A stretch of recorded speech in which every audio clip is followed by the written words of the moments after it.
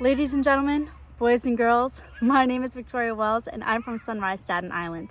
Today we're going to be talking about salt. No, we do not just use salt to season our food. In fact, we can use salt in many different ways. Today we're going to discuss how salt can be used in art. How can we do that? Stick around and I'll tell you exactly how. As you can see, I created this beautiful masterpiece using salt, glue, markers, and paper.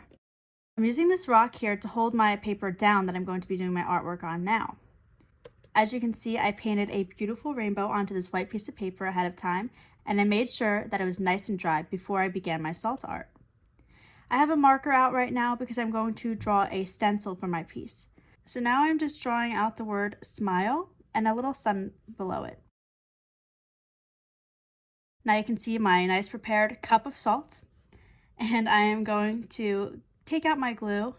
In order to make sure that the glue can come out, I have to twist my cap. I do not want to twist it all the way. I just want to twist it enough to make sure that the hole is open on the top of the bottle. I'm going to shake it to get the glue over to the cap, and I'm going to very gently trace out my stencil with the glue. If you're going to need help with this, I recommend that you ask an adult or someone who is very good at using glue.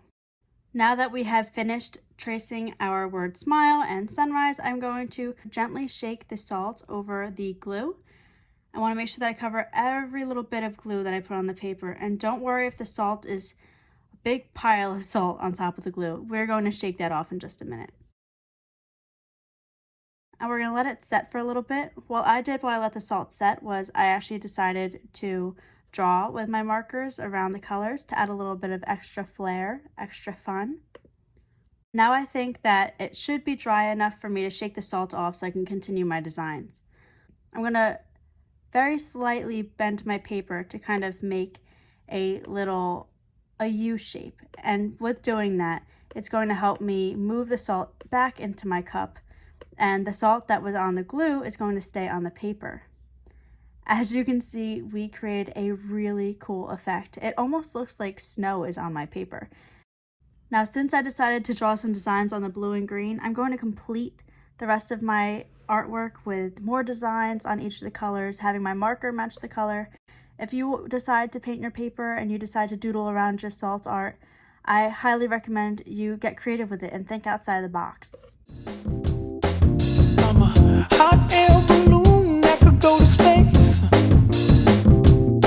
With the air, like I don't care, baby, by the way.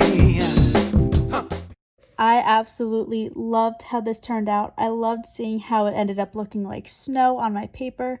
I loved the colors that I put in the background to help show the salt. There are so many different things that you could do with this, and I hope that you experiment and you get creative and you show us all of the different things you have come up with. Bring me down, can't nothing bring me down. I said, 'cause I'm happy.